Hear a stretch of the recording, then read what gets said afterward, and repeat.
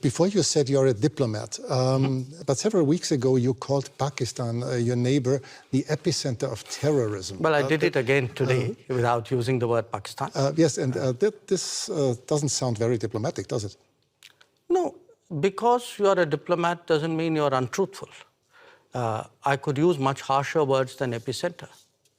So believe me, considering what has been happening to us, I think epicenter is a very diplomatic word, because this is a country which has attacked the Parliament of India some years ago, which attacked the city of Mumbai, which went after hotels and foreign tourists, which every day sends terrorists across the border. But of course not as a country.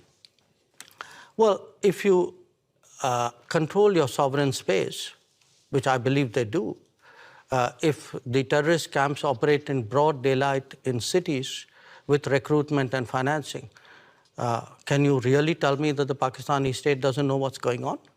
Especially if they're being trained in military-level combat tactics.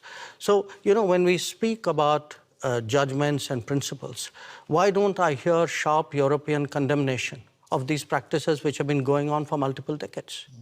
Does the world have to be concerned that there someday will be a war between India and Pakistan?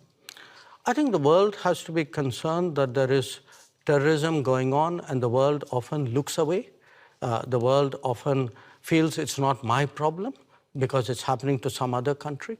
I think the world needs to be concerned about how sincerely and strongly it takes up the challenge of terrorism. But has the world to be concerned about the future war between India and Pakistan? I think the world needs to be concerned about terrorism.